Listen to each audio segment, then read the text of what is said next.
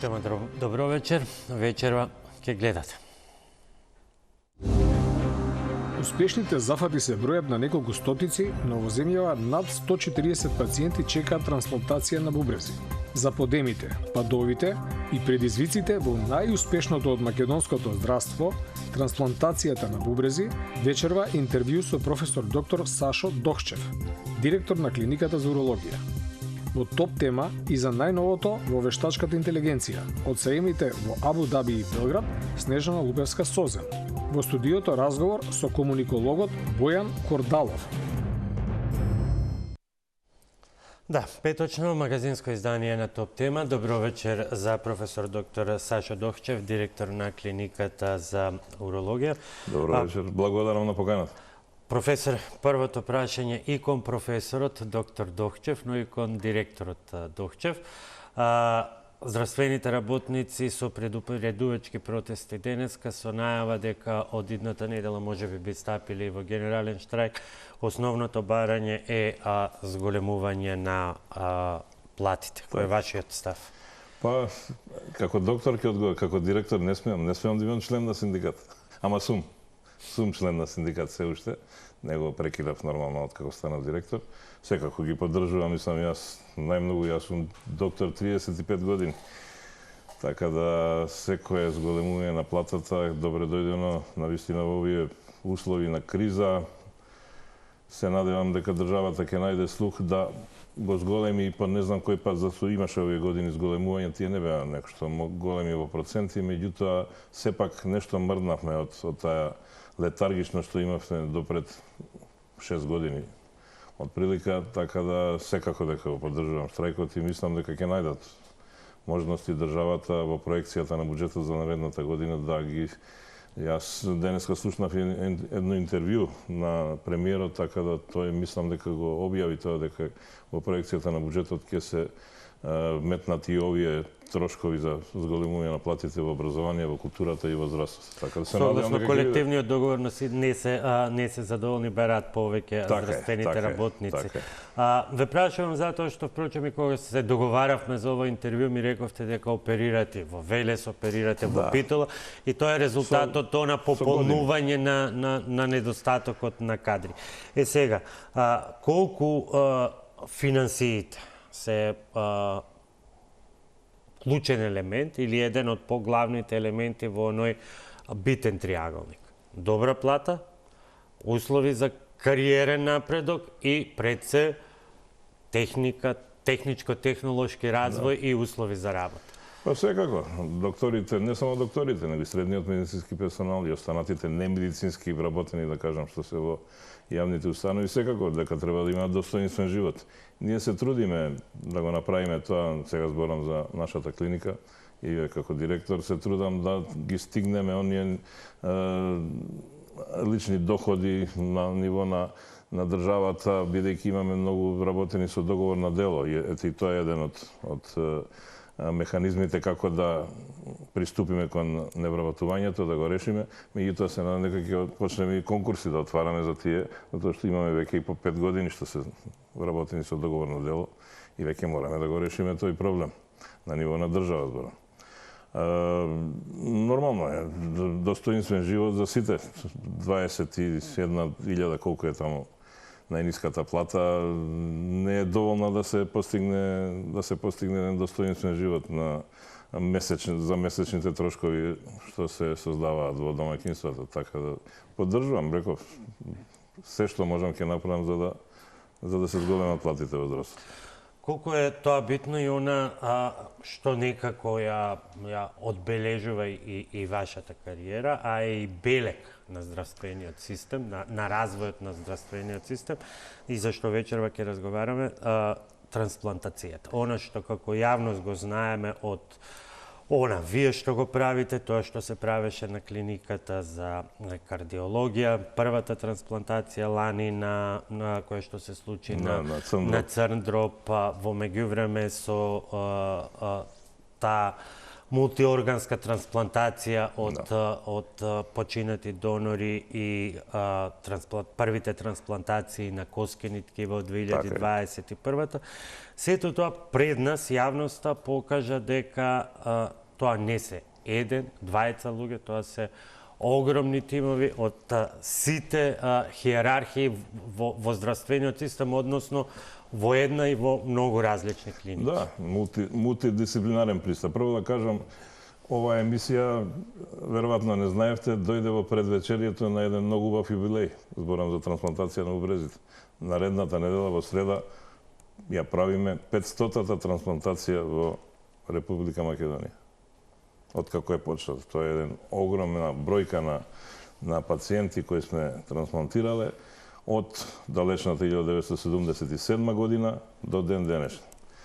Во последниот период го имаме зголемено, мултиплицирано, да кажам, тој број на трансплантации од како сум застанав јас на чело на тимот за трансплантација од 2012 година за 11 годишен период направивме колку во двата претходни периоди заедно. Значи, пола од трансплантациите се направени сега во овие 10-11 години.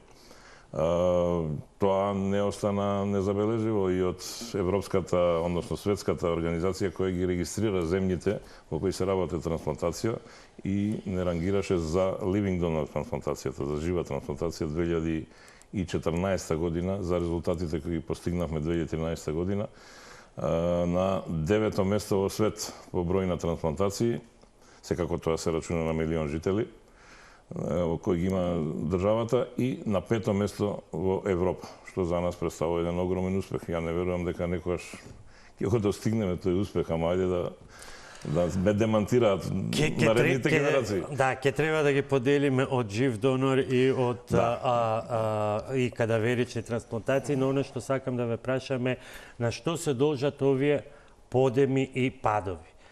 Она што како статистика, прво честитки, да не заборавам за овој значаен јубилеј за вас, за сите ваши. Да го направиме прво, па не сакам да зборам пред време.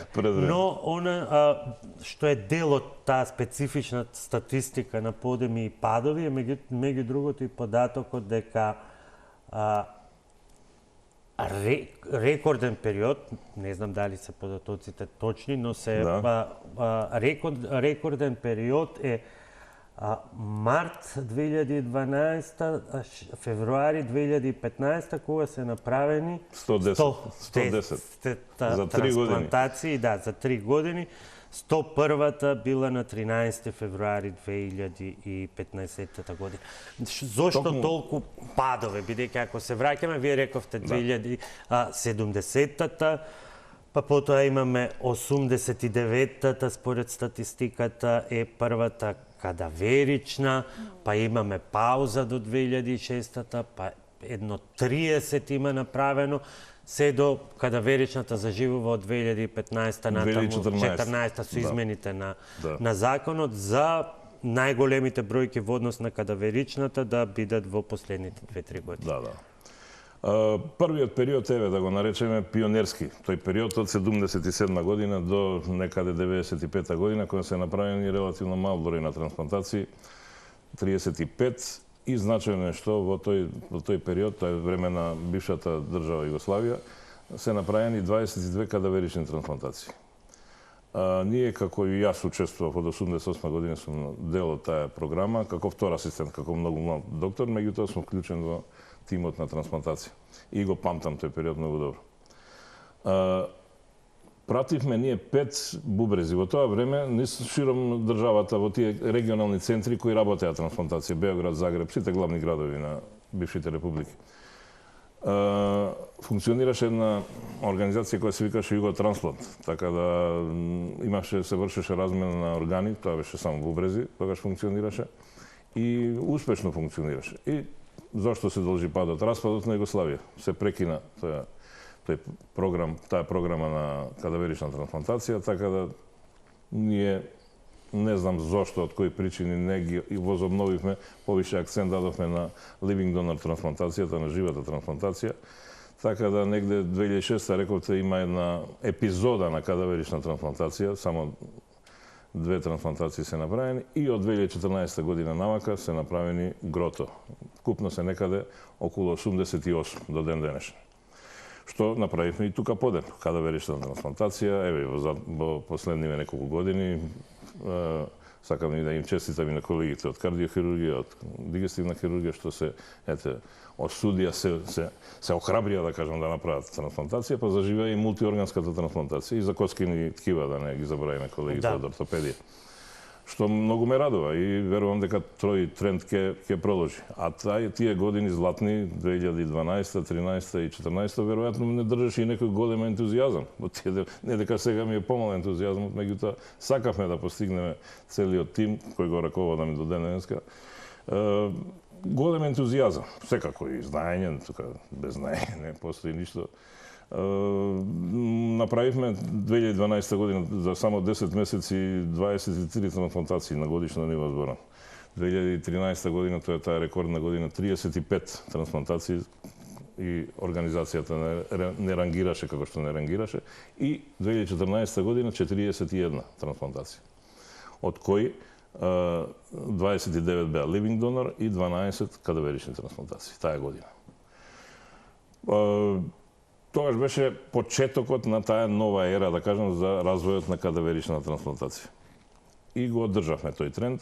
Негде 2015 година имаше некои политички превирања од тогашниот министер, за жал не би го говорил тоа, бидејќи беше малтене стопирана, да не речем забранета трансплантацијата. Не знам од кои негови причини. И после тоа малце ентузијазмот ни падна, се обесхрабрија, да кажам, граѓаните на некој начин, меѓутоа после почнавме од 2017 да бележиме исто тренд на зголемен број на трансплантации. Посебно е значајна 2021. Тоа е период кога имавме ковид пандемија и во почетокот бевме уплашени, не само ние, него воопшто целиот свет беше уплашен, не само за трансплантациите, него и за останатите операции како ќе се одвиваат. 2020 година направивме релативно скромен број на трансплантации, 12, меѓутоа 2021 па направивме рекорден број на трансплантации во време на ковид пандемија, 28. И за прв пат во историја на Македонија во таа година направивме поголем број на кадаверични трансплантации од living donor трансплантации. 16 кадаверични со 12 living donor трансплантации. Генерално заедно со сите ваши колеги, трансплантација на срце, трансплантација на коскени ткива, трансплантација на црт дроб, значи за период од 3 години, 2020-2022, 19 семејства се охрабрили и дале согласност за донирање, и тоа се 67 органи, односно 34 бубрези, 3 трансплантации на црн дроб, 9 срца и 20 коскени ткива. Се уште овој програм треба да заживее. Да, тоа сакам да прашам. Што треба за да заживее тоа, бидејќи тоа, води перманентна кампања. Перманентна кампања значи секојдневно да се кажува и во јавните и вакви настапи, да се кажува дека е навистина дарувањето на органи спасуваме живот. Тоа е најхуманата човекова дејност. Значи тоа е нешто што не се вреднува со ништо друго. Сите сме потенцијални дарители на органи после нашата смрт. Законот е многу добар, значи нема законска пречка. Само наша волја. Сите сме. Сите, нема без исклучок, освен ако за време на својот живот некој изричето напише на нотар со заверка дека не сака да ги дарува органите. Така да тука нема законска пречка никаква. Меѓутоа на крајот сепак зависи од семејствата. Да, семејствата. Кајва се специфично што сме во една ситуација кога една е ситуацијата со кадаверичните, за каде што има листи, друга е ситуацијата со живи донори. Дали сите влегуваат во оние листи на чекање? За living donor нема листа. Ние еве сега денеска имавме состанок, заборев да кажам дека тука не сме само ние уролозите, тука се колегите од нефрологија, колегите од трансфузиологија, анестезија е добро со нас, со нашиот тим. Така да една мултидисциплинарен пристап, сами не можеме да направиме ништо. Нашето е најважно, да кажам, тоа е оперативниот дел, меѓутоа и колегите од нефрологија ги припремаат пациентите, па после пишуваат терапија за време на хоспитализацијата и така натаму, ги водат после за имуносупресивна терапија. Денеска имавме состанок со колегите од нефрологија и ставивме на листа уште 2 пара за трансплантација. Толку се спремни. уште 2 се во фаза на припрема. Значи, таа листа, ако ја не речеме листа, не е, него е тековно. Значи, нема листа за living donor трансплантација. Како ќе ги спремат они, ние се договараме и веќе за недела-две, веќе тие се ставени на листа за операција. А за кадаверична трансплантација, тоа на нефрологија знаат колку чекаат. Јас мислам дека се негде над 80, колку што имам податок.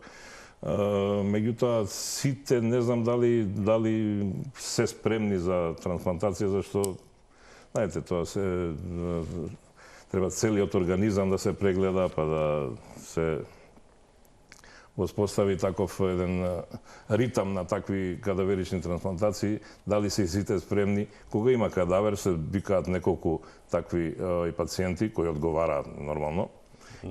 Да може да го примат органот и тие се бираат, после заеднички ги бираме, мислам, кој одговара највеќе да се трансплантираат. Сложен процес е. Да, често се менуваат министрите за здравство. Оние што го забележав, пребарувајќи различни изјави на различни министри кои што биле во време на поголеми операции или подвизи кои што се правеле, се речиси идентични реченици кои може да се сублимираат во две главни пораки. Се испиша нов ден од македонската историја, влегуваме во една нова фаза и на развој во текст со современите здравствени системи и така натаму. И колку тоа меѓувреме, кога ќе поминат тие часови, денови на одбележување на навистина големи успеси, значајни достигнувања, здравствениот буџет и здравствените политики реално придонесуваат овие големи исчекори да ги немаат оние кривина падови кои што ги имале во минатото. Да. Па секако дека поддршката за трансплантацијата мора да има од државата, иначе за кадаверичната зборам, ајде за living donor трансплантацијата, тие се можеме ние од мултидисциплинарниот пристап што го имаме да го раководиме самите. Меѓутоа за кадаверичната трансплантација организацијата е во рацете на државата. Од владата, министерството, националниот координатор, болничките координатори и ние како крајни извршители на самиот процес. Релативно е успешен тој дел, уште треба да се работи нормално, меѓутоа добро е што во последниве години се почна со таа мултиорганска трансплантација и тука е голем напредок. За да можеме еден ден да станеме и членка на Евротрансплант. Тоа е организацијата која функционира во Европа и меѓу држави, 14 на држави се членки на таа организација и таму се врши размена на органи. Тоа е многу полесно. Значи имате поголем пул, да го наречам, на органи, од кои има размена и листите на чекање би се скратили, затоа што од овде ако се земат органи не мора да бидат трансплантирани тука во државата. Може да се во Германија, во Словенија, во Хрватска, да кажем, и така натаму. Или од таму да дојдат органи за да можеме да ги трансплантираме. Тежнееме кон тоа, ама меѓутоа постојат критериуми како се влегува во тоа друштво, да кажем, на Европска заедница. Така да очекувам набрзо да се исполнат тие критериуми, затоа што зависи од бројката на кадавери, колку можеме да регрутираме, не знам, 10 или 15, се тоа националниот координатор знае колку се тие критериуми, за да ги исполниме како држава, за да можеме да конкурираме и да влеземе во таа заедничка организација Евротрансплант.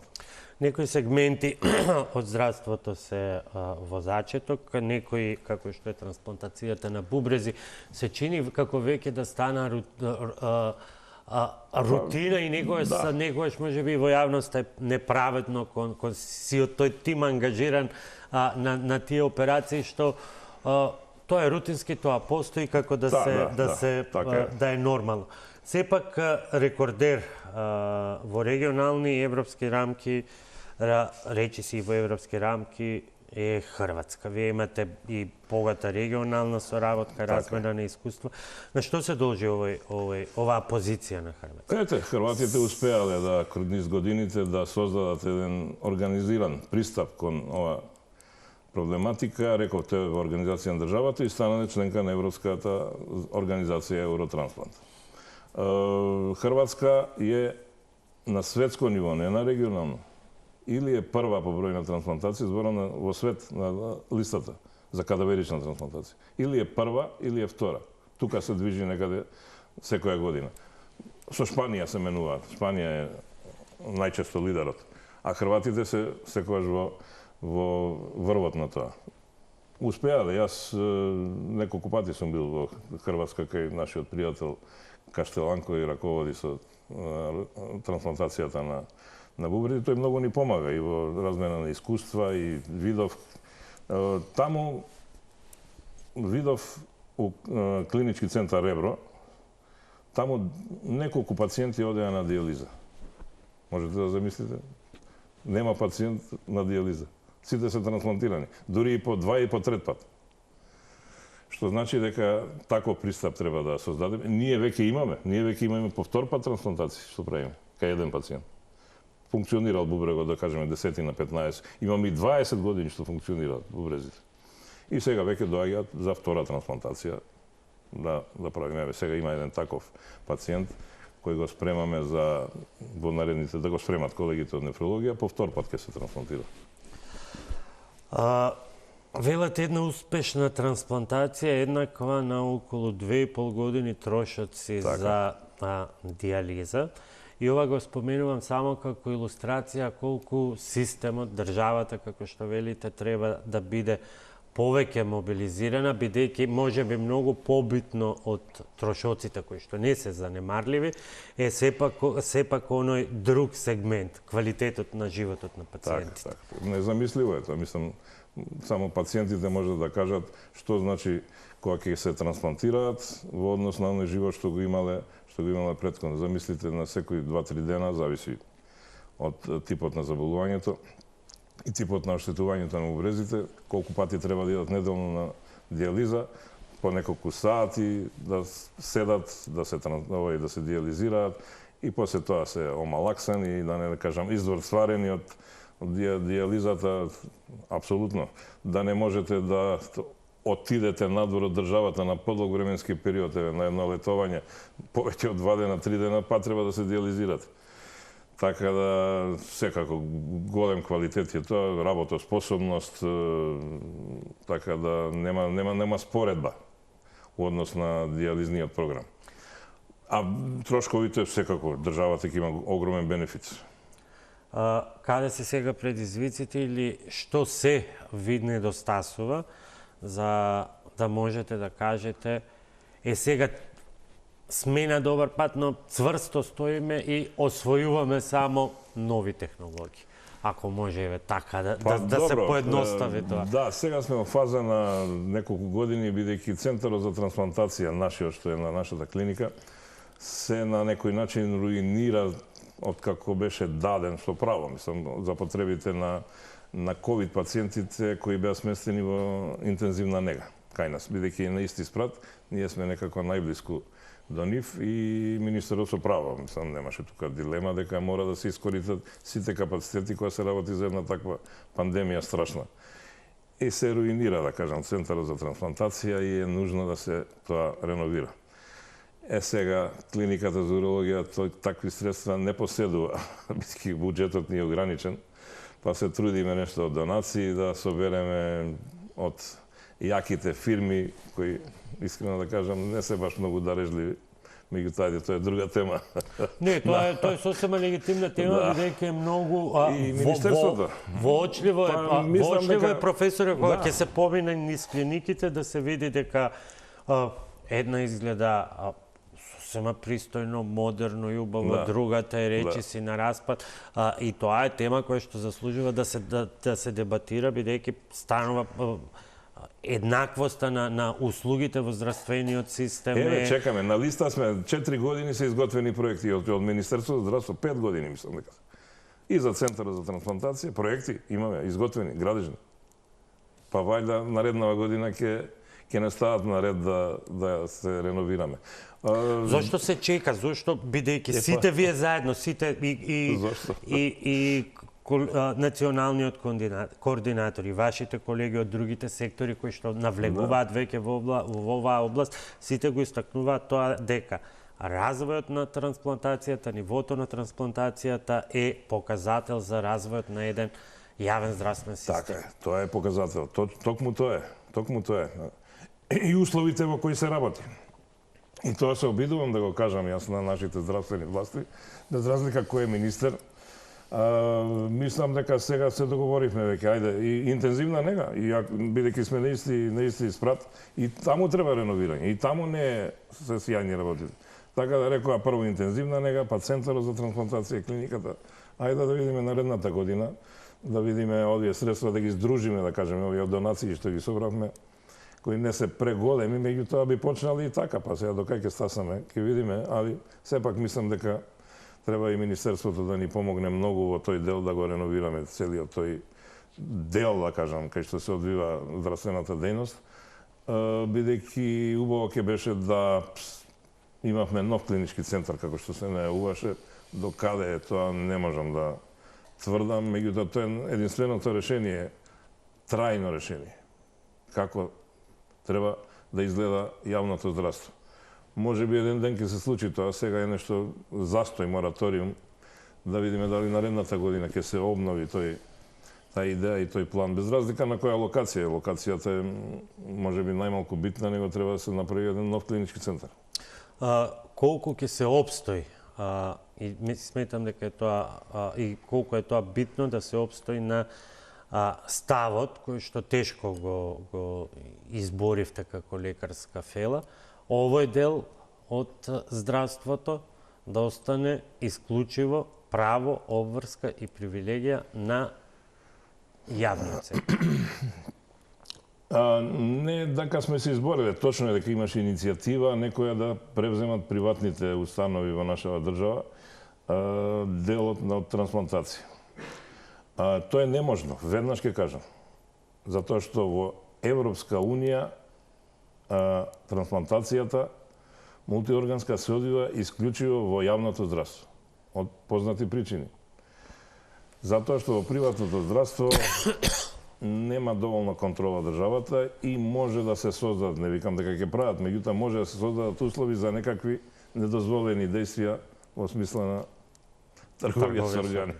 Не би го кажал тој збор, меѓутоа тоа е најстрого забрането во Европска Унија и ние се држиме до тоа и затоа трансплантацијата се одвива под строга контрола на државата и не смее да оди во приватното здравство.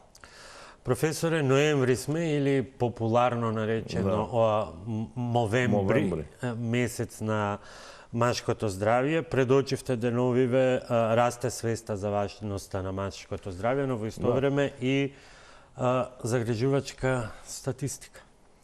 Да, расте. Точно, еве, минатиот месец, и имам таа статистика као најнова, од минатиот месец октомври, имаме повеќе од 500 прегледи за време у нашите амбуланти за машката популација и над 70 биопсии на простата, зборам сега. А тоа биопсијата на простата го користиме како скрининг за рана детекција на самиот карцином. Тоа е импозантна бројка.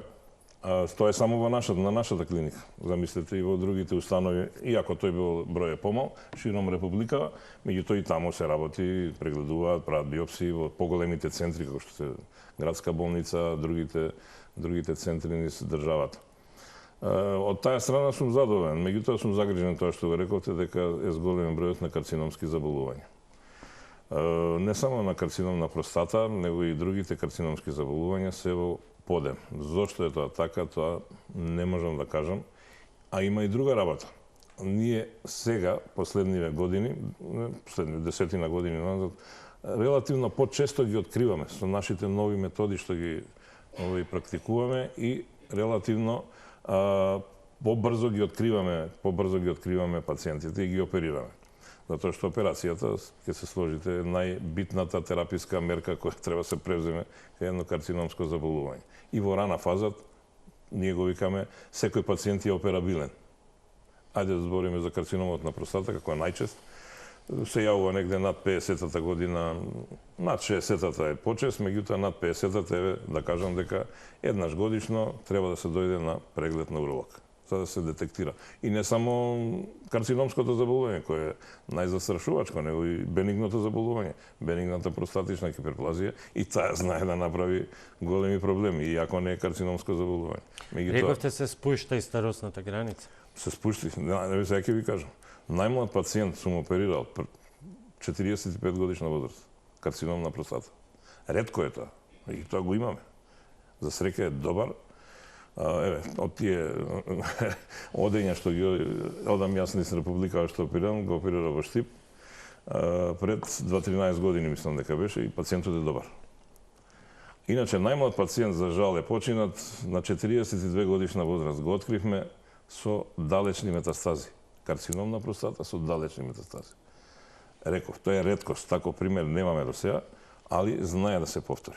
Значи пораката е превентивни прегледи пред се. Поготово да не заборавиме да потенцирам.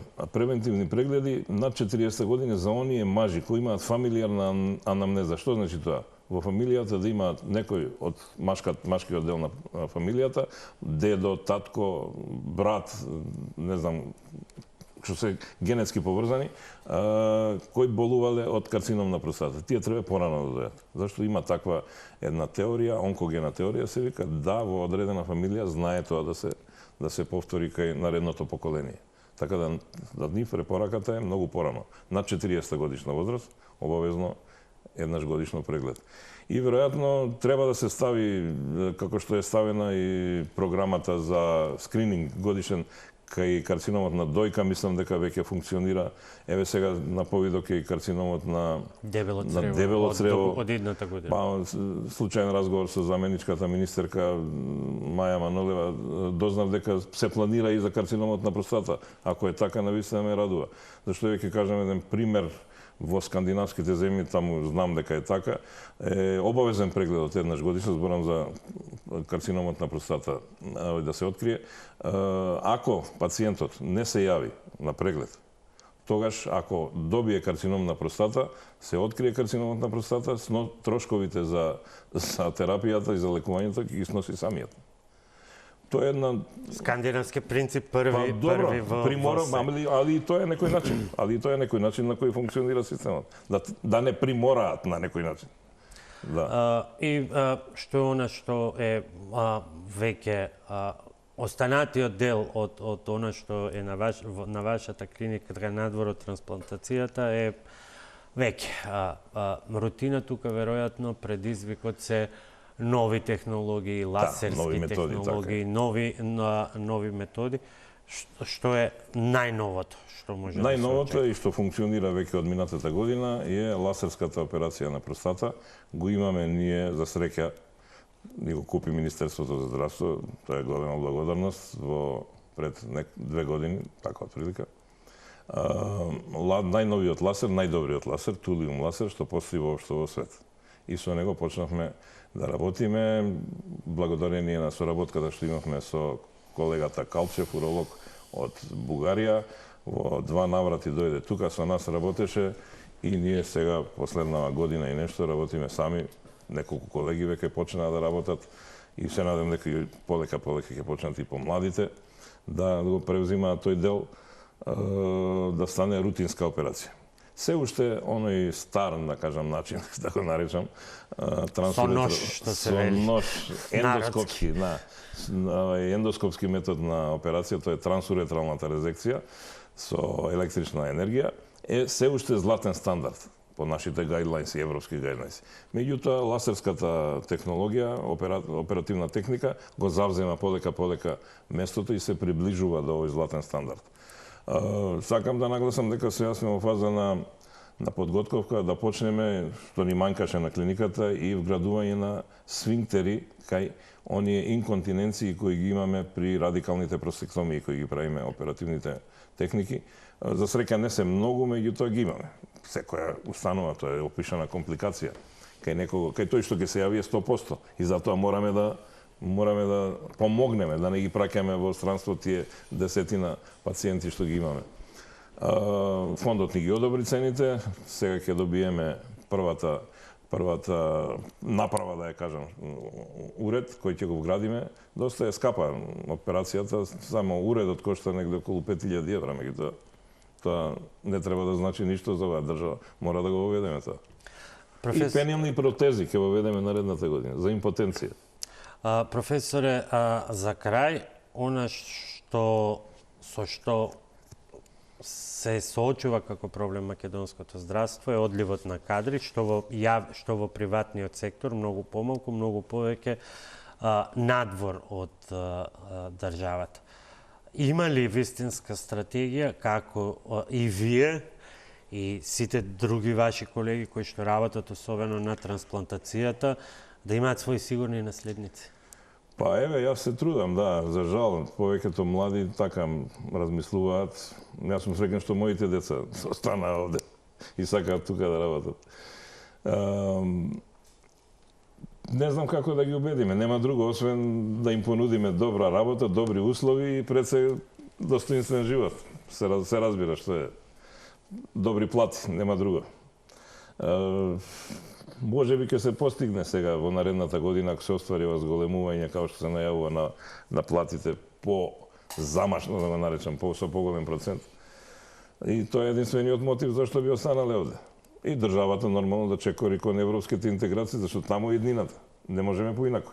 Мораме да се приспособиме кон европската иднина.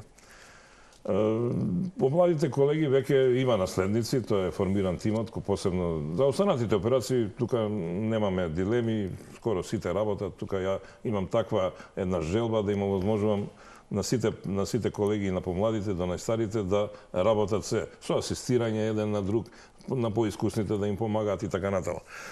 Тимот за трансплантација, па да ви кажам, може да работи сам. Еднаш работи и без мене. Летно време се случи кадаверична трансплантација, само што отидов јас на одмор годишен и не може да се вратам назад, бидејќи бев далеко, не може да се вратам. Иначе да бев тука у близина, ќе се вратев. Па изработивме без мене. Еве доказ дека може и без мене. Ќе се согласите, нема подобра сатисфакција за еден професор кога учениците и ги охрабрува по телефон. Учениците условно, тоа се ваши колеги, ќе можат да го завршат. Така, и го завршивме. Професоре, ви благодарам што вечерва бевте гостин во Топ тема. Ќе сочекаме до идната недела, па рековме не збориме ништо сега. Однапред не се зборува ништо, бидејќи се работи работа е трансплантацијата, знаете. Може организмот да си го направи своето, за жал. Жал имавме скоро немил настан на успешна трансплантација, мислам тоа е прв пат оваа година, ама што да правиме, тоа е. Ви благодарам уште еднаш. Благодарам на поканата. Кратка пауза за реклами, а потоа ќе гледате. Hello, Peppa. I'm Jana. Nice to meet you. Do you know where is Macedonia? Yes, Macedonia is located in Southeast Europe on the Balkan Peninsula. Во Топ тема и за најновото во вештачката интелигенција. Од саемите во Абу Даби и Белград, Снежана Лубевска-Созен. Во студиото разговор со комуникологот Бојан Кордалов.